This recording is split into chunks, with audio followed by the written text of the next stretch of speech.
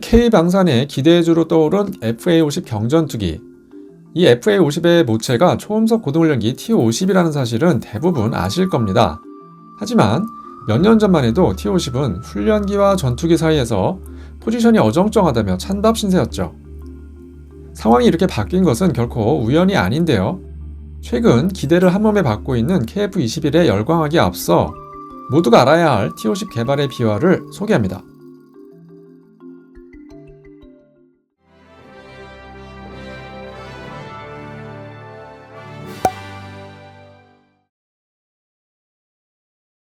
해외 항공선진국의 군용기 개발 계기를 보면 당연히 필요로 하는 특정 임무가 그 시작이죠.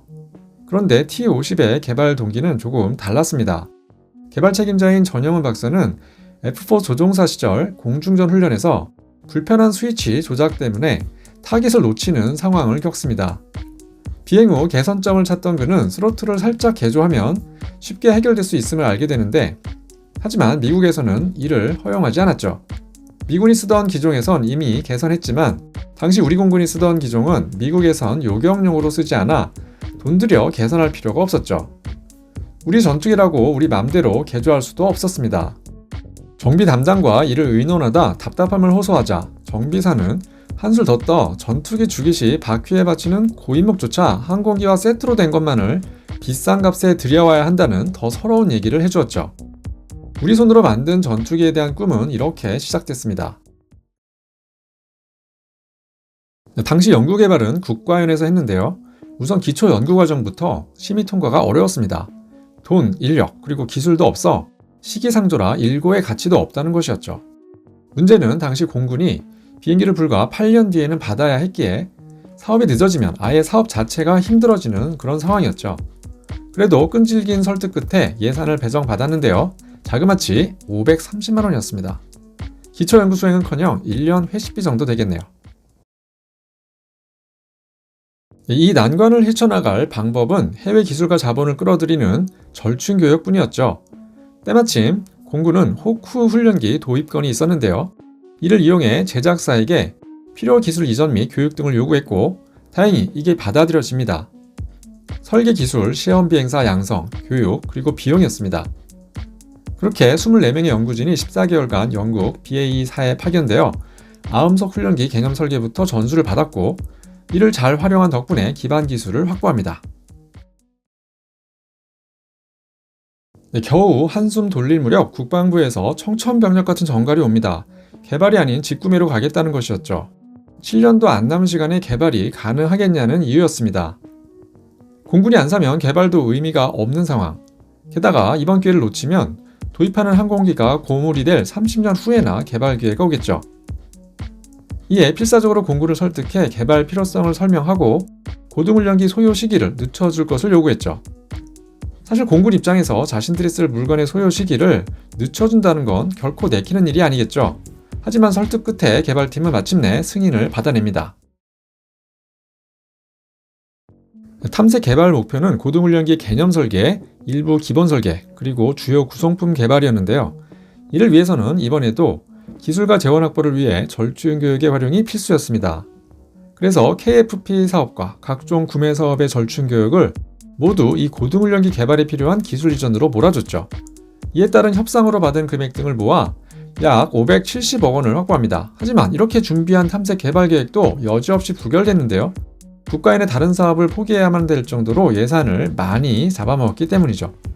방법은 국방부 예산을 추가로 따내야 했는데 국방부 어느 부서에서도 이를 찬성할 리는 없었겠죠. 근본적으로 예산과 인력뿐 아니라 이 프로젝트 자체에 관심도 신뢰도 없었던 것이 문제였습니다.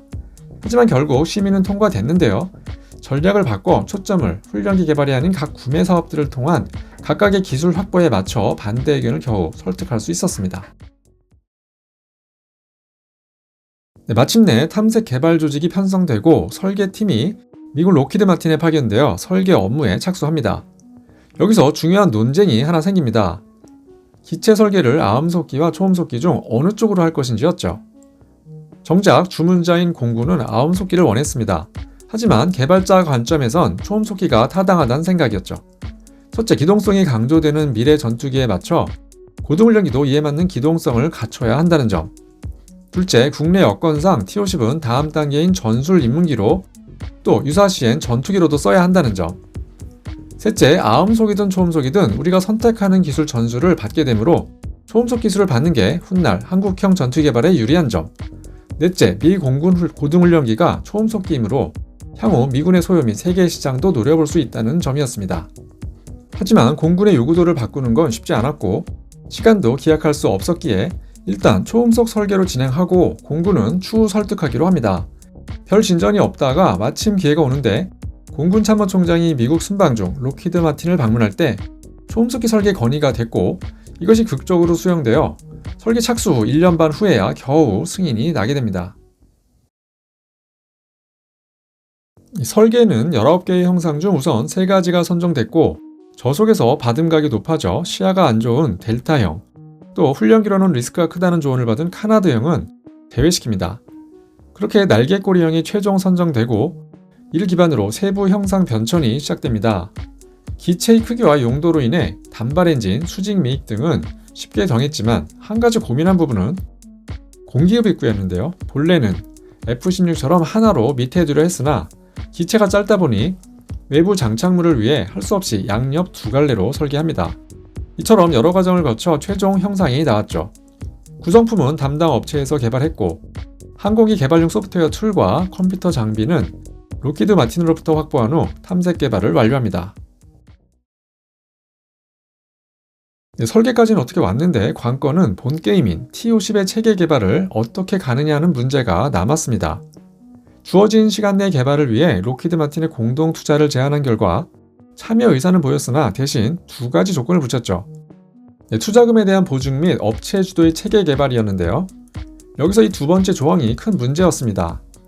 국가연에서 주도해 이뤄놓은 성과를 민간 업체로 넘기라니 엄청난 반발과 갈등, 부작용이 예상됐죠. 하지만 한편으론 당시 국가연은 설계 및 개발, 업체는 생산 이렇게 이완화되어 효율이 떨어졌고 또 제작사는 단순 하청업체화되어 국제 경쟁력을 갖추기 어려운 구조적 문제점도 있었죠. 결국 이 문제는 공군 및 국방부에서 특검팀까지 설계팀에 파견해 실사를 하고 타 기관 의견을 수렴해 최종적으로는 업체 주도로 넘어갑니다. 탐색 개발 후 바로 체계 개발로 이어져야 연구 인력 손실 없이 개발이 진행되지만 예산 규모가 워낙 크다 보니 정부 부서 설득이 필요했죠. 또 설득이 된다 해도 국회를 거쳐야 했기에 첩첩산중이었고요. 그래서 중간에 단계 전환 사업이란 걸 실시해서 체계 개발 시작까지 인력과 설비 등의 공백을 최소화하는 과정도 필요했죠.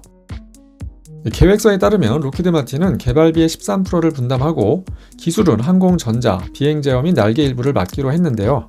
전영훈 박사에 따르면 이 부분에서 가장 아쉬웠던 점은 당시 비용을 조금만 더 주면 록히드 마틴 기술 지원 하에 우리가 항전 부분을 맡아 기술 습득의 기회를 가질 수 있었다고 합니다.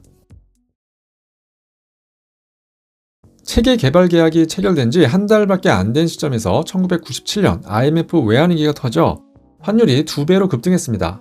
비용 증가 등 모든 것이 힘든 상황이었죠. 그나마 위안은 한 달만 지연됐더라면 사업 자체가 불가능할 뻔했다는 점이었죠.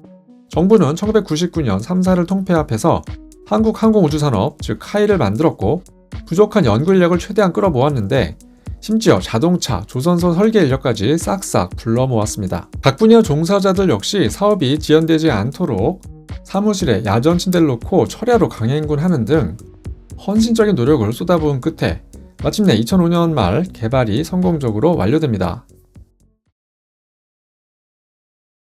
T-50 개발의 총책임자였던 전영훈 박사는 최근 인터뷰에서 T-50 개발의 4가지 성공 요인을 다음과 같이 얘기했습니다.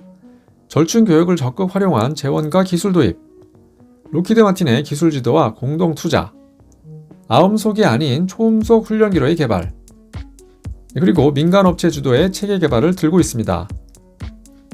하지만 조금 아이러니하게도 그는 이젠 절충 교육을 통한 기술 도입은 신중히 해야 한다고 강조합니다.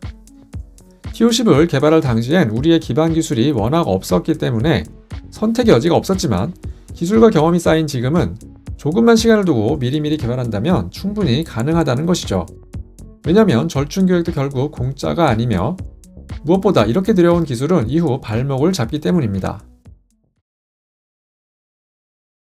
T50 개발 과정을 보면서 알게 된 사실은 큰 프로젝트 진행 때 가장 큰 장벽은 부족한 돈이나 기술보다 각 분야의 협력과 역량을 모으는 일이라는 점입니다. 아무도 가능성을 보지 않아 협조를 얻기 힘들었던 T50. 이와 달리 T50이 다진 기반 위에서 어느 정도 가능성과 기대를 갖고 시작한 KF21은 그나마 쉬웠을 것 같습니다. 누구도 결과를 장담할 수 없을 때 이런 역경을 딛고 이 사업을 성공으로 이끈, 하지만 그 공로만큼의 화려한 스포트라이트는 받지 못했던 숨은 공로자들, 그들에게 새삼 감사와 경의를 표합니다.